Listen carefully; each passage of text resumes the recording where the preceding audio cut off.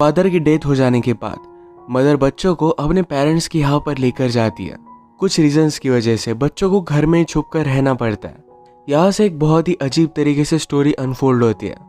Hello friends, आज मैं आपको फ्लावर्स इन द एटिक ये 2014 की एक हॉलीवुड मूवी एक्सप्लेन करने वाला हूँ। अगर आपको वीडियो अच्छा लगता है तो प्लीज़ इसे लाइक और कमेंट ज़रूर कर दीजिएगा। अब बिना किसी देरी के एक्सप्लेनेशन स्टार्ट करते हैं। मूवी स्टार्ट होती है और हमारी कैरेक्टर कैथरीन ही हमसे बात कर रही थी। वो कहती है कि लाइफ में कब क्या टर्न आ जाए इसके बारे में आप बता नहीं सकते। पहले तो हमारी लाइफ बहुत ही परफेक्ट थी, पर उसके बाद बहुत ही डेंजरस से टर्न आए। अब ये सब क्या था यह हमें फ्लैशबैक में पता चलेगा। हम कैथरीन की फैमिली देखते हैं जिसमें उसके छोटे से ट्विन ब्रदर और सिस्टर्स थे और एक बड़ा ब्रदर था जिसका नाम था क्रिस्टोफर। मदर का नाम था कोरिन और फादर का भी नाम क्रिस्टोफर ही था। फादर हमेशा अपने काम से ज़रा दूर रहते थे।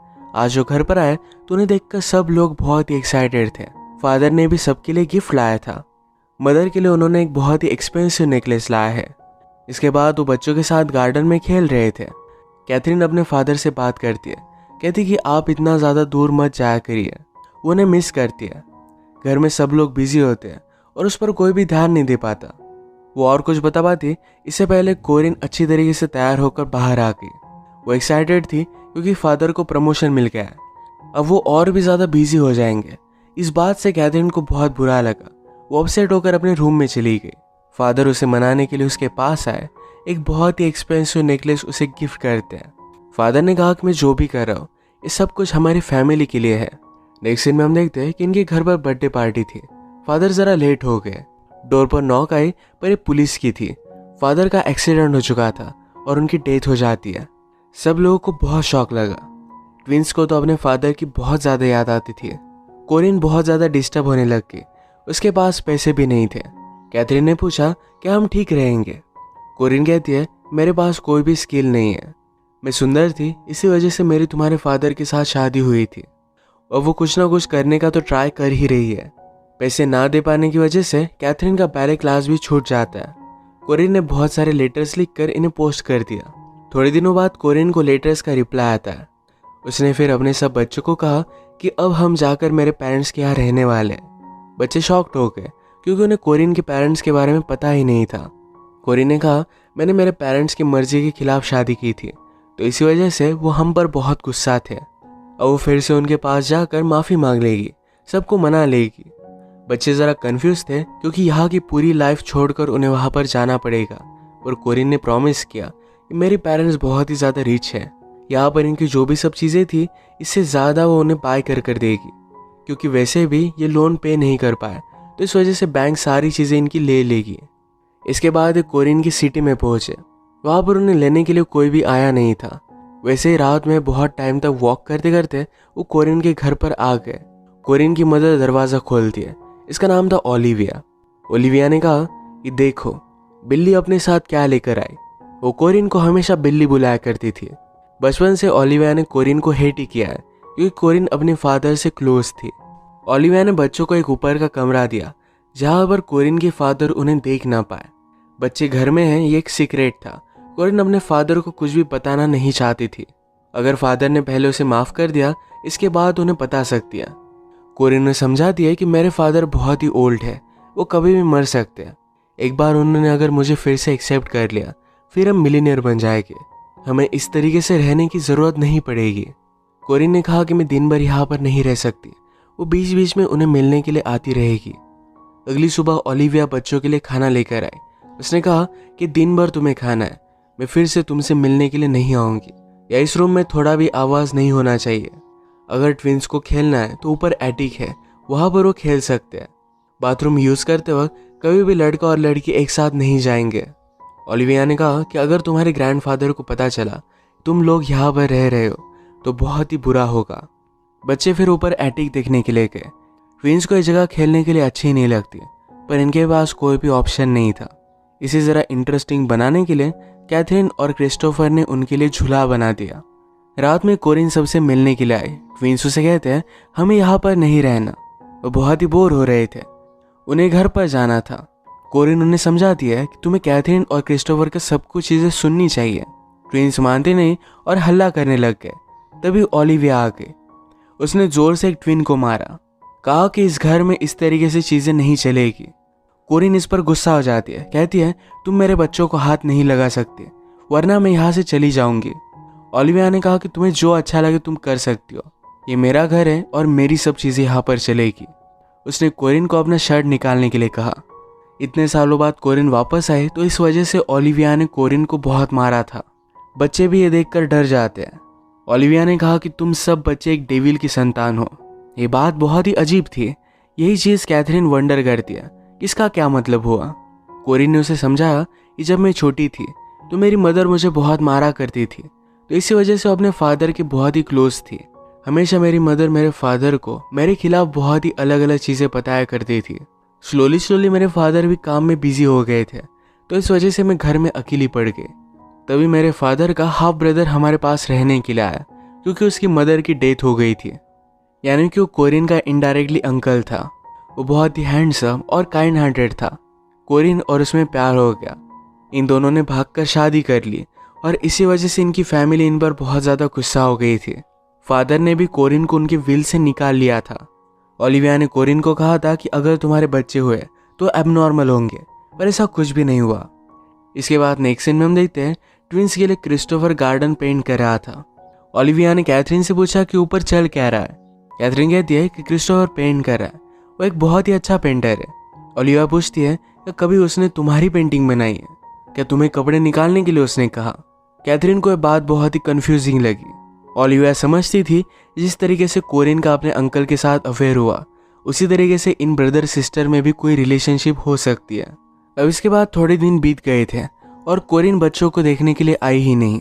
वो आने के बाद कहती है कि मुझे पूरा टाइम मेरे फादर के साथ ही बिताना पड़ा। वो सेलिंग गई थी, उनके साथ पिकनिक पर गई थी। ये बात कैथरीन को अच्छी नहीं लगती। उसने कहा 1 मंथ हो गया तुम हमें देखने के लिए आई ही नहीं। तुम्हें जल्दी अपने फादर को मनाना चाहिए, हमें भी बाहर जाना है। हम इतने भी बुरे नहीं कि वो अपने खुद के ग्रैंड चिल्ड्रन को एक्सेप्ट ना करे। कोरिन अब उन्हें सच बताती है, कहती कि मेरे फादर ने मुझे माफ़ किया, पर एक ही कंडीशन पर कि मुझे कोई भी बच्चे नहीं। अब वो उन्हें बच्चों के बारे में नहीं बता सकती। फादर बूढ़े हैं तो उनके मरने का इंतज़ार इन्हें करना पड़ेगा। कैथरीन अपसेट थी, पर क्रिस्टोफर उसे समझाता है कि जल्द से ये टाइम भी गुजर जाएगा। उनकी ट्विन सिस्टर उनके पास आई और कहा कि कोरिन मिल नहीं रहा। वो हाइड एंड सीक खेलते हुए एक बॉक्स में बंद हो गया था।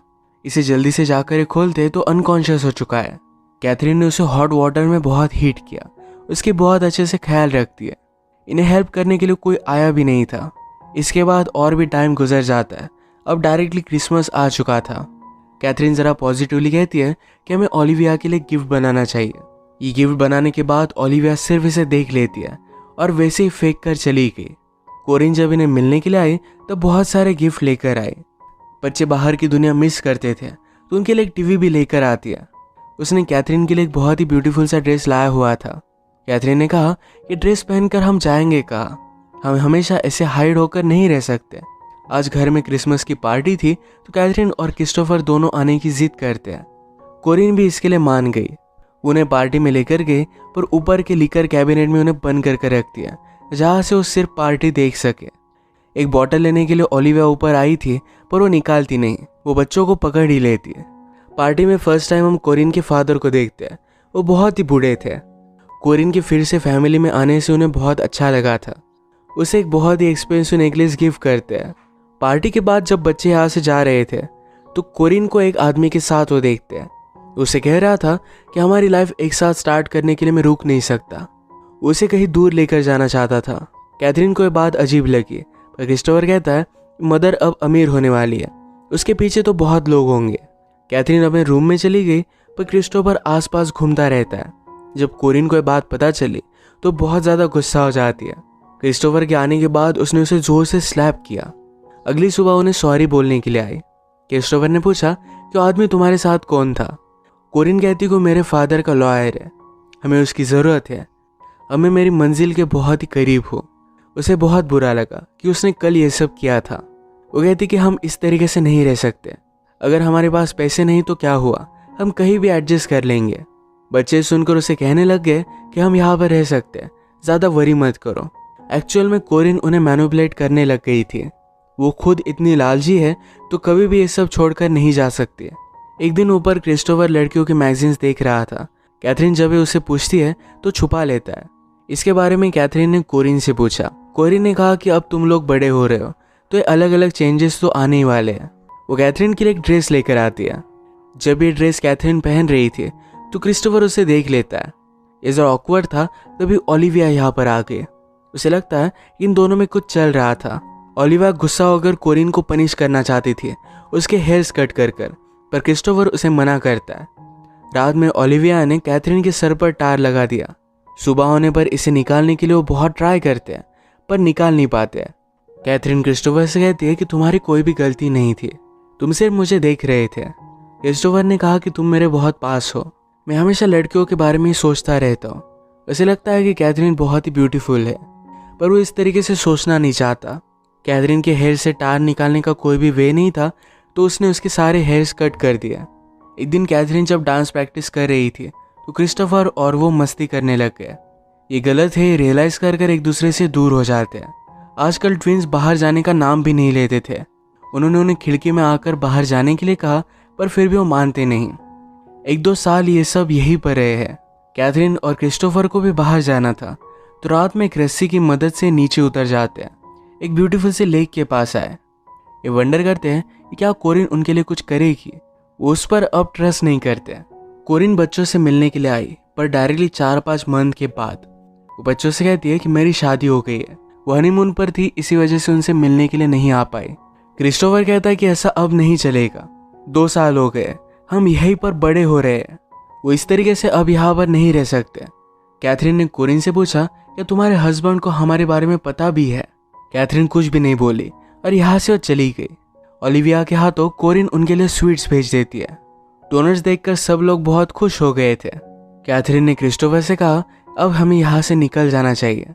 हमें बाद में कितने भी पैसे मिले पर हम इस तरीके से नहीं जी सकते। क्रिस्टोफर ने कहा कि हमें निकलने के लिए थोड़े पैसों की ज़रूरत पड़ेगी। वो विंडो के पास खड़ा था तो ओलिविया उस पर बहुत चिल्लाती है। वो उसे कभी भी उसके नाम से नहीं पुकारती तो क्रिस्टोफर कहता है मेरे फादर की तरह क्रिस्टोफर नाम है। इस बात पर ओलिविया और भी ज़्यादा गुस्सा होकर उसे कोड़े से बहुत मारती है। कैथरीन ने क्रिस्टोफर की जख्म देखी और ये दोनों किस कर लेते हैं। अगले दिन ये दोनों करीब थे और ओलिविया आके तो कहती कि तुम दोनों कर क्या रहे हो। क्रिस्टोफर रोते रोते ओलिविया के पैर में गिर गया। कहता है कि मुझसे बहुत बड़ी भूल हुई है, प्लीज़ मुझे माफ़ कर दो। ओलिविया गॉड पर बहुत बिलीव करती थी। उसने कहा तुम्हें गॉड ही माफ़ कर सकता है। ओलिविया के जाने के बाद कैथरीन बहुत ही कन्फ्यूज्ड हो गई। क्रिस्टोफर से पूछती कि तुम ये सब कर क्या रहे थे। क्रिस्टोफर हंसने लग गया। उसने ओलिविया की कीज की कॉपी बनाई थी। अब वो जब चाहे यहाँ से निकल सकते हैं। अब हर रोज़ रात में जाकर घर से थोड़े थोड़े पैसे निकालने लग गए। ऐसे थोड़े थोड़े पैसे चुराते हुए इन्हें बहुत टाइम लग सकता था पर इनके पास कोई ऑप्शन नहीं था। एक रात जब ये ऐसे ही निकले हुए थे तो कोरिन का हस्बैंड ड्रंक होकर सोया हुआ था। कैथरीन उसके पास गई। वो क्यूरियस थी तो उसे किस कर लेती है। इसके बाद वो पैसे लेकर रूम में आ गए। बाहर क्रिस्टोफर फेंस को देख रहा था। ये अभी अभी बनवाई गई थी और इस पर इलेक्ट्रिक का शॉक भी वो लगवा रहे थे। इस इलेक्ट्रिसिटी को बंद करने का स्विच उसने ढूंढ लिया। घर में आकर वो देखता है तो कोरिन और उसका हस्बैंड बात कर रहा था। उसका हस्बैंड कहता है कि मुझे एक सपना आया जिसमें तुम जैसे एक छोटी सी लड़की मुझे किस कर रही थी। क्रिस्टोफर समझ गया कि कैथरीन थी। उस पर बहुत ज़्यादा गुस्सा हो जाता है। गुस्से में एक दूसरे के साथ इंटीमेट हो गए। कैथरीन क्रिस्टोफर से कहती है कि अगर तुम चाहो तो हम ये सब चीज़ें बंद कर सकते हैं। क्रिस्टोफर ने कहा कि मैं तुमसे बहुत प्यार करता हूँ। एक दिन इनका ट्विन ब्रदर बहुत ही ज़्यादा बीमार हो गया। ये बात उन्होंने कोरिन से कही पर फिर भी उसे हॉस्पिटल ले जाने के लिए मना कर रही थी। कैथरीन उसे बहुत भला बुरा कहती है। तो इसके बाद ओलिविया ट्विन को हॉस्पिटल में लेकर गई। अगले दिन ओलिविया इनके पास आई। कहती कि तुम्हारा ट्विन ब्रदर बहुत ही ज़्यादा इल था। हमने उसे बचाने की बहुत कोशिश की पर कुछ भी कर नहीं पाए। उसकी डेथ हो गई। इन सब को बहुत ही बुरा लगता है। अब एक पल भी ये यहाँ रह नहीं सकते थे। दोनों मिलकर डिसाइड करते हैं कि रात में घर में जो भी ज्वेलरी होगी, जितने भी पैसे होंगे, सब लेकर यहाँ से वो भाग जाएंगे। यही चोरी करते हुए मेड की बात उन्होंने सुनी। यहाँ की मेड भी चोरी कर रहे थे। वो कहते हैं कि कोरिन के फादर के मर जाने के बाद अब वो स्लोली सब मेड्स को निकाल रहे हैं। हम खुद का जितना फ़ायदा कर सके हमें उतना कर लेना चाहिए। क्रिस्टोफर को शौक लगता है कि एक्चुअल में उसके ग्रैंडफादर की 6 मंथ्स पहले ही डेथ हो गई है। कोरिन को अपनी न्यू लाइफ बहुत ही अच्छी लगती थी। उसने अपने हस्बैंड को भी बच्चों के बारे में नहीं बताया था। उसका प्लान था कि बच्चों को हमेशा एटिक में ही रखेगी। क्रिस्टोफर जब ऊपर आया तो उसकी छोटी सिस्टर की हालत ज़रा ख़राब थी। छोटी सिस्टर ने अपना डोनट एक माउस को खिलाया था और माउस की डेथ हो गई। इसका मतलब है जो डोनट कोरिन ने उन्हें भेजे थे ये पॉइजनस थे। शायद इसी वजह से इनके छोटे ब्रदर की डेथ हो गई। इन सब का आवाज़ सुनकर ओलिविया ऊपर आ गए। वो उन्हें मार रही थी पर क्रिस्टोफर ने उसकी छड़ी ले ली। वो ओलिविया को पकड़ लेता है और सब लोगों को एटिक में जाने के लिए कहा। उन्हें पता था कि ओलिविया को एटिक में जाने से डर लगता है। वो भी उसे घसीटते घसीटते वहीं पर लेकर गया। वो डोर बंद कर देता है और ये सब खिड़की से बाहर निकल गए। ओलिविया वहाँ से नहीं जा पाई। उसकी हालत बहुत ही ज़्यादा खराब हो गई। इन सब को भागता देख एक सर्वेंट ने उन्हें देख लिया। क्रिस्टोफर उसे कहता है कि प्लीज़ हमें जाने दो, हम कोरिन के बेटे हैं।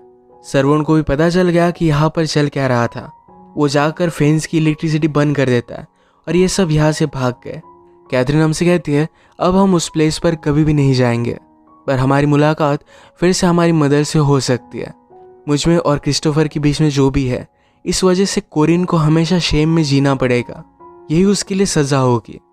क्रिस्टोफर के साथ होना ये कैथरीन का अपने मदर से लिया गया हुआ एक बदला था। इसी के साथ ये मूवी एंड हो जाती है।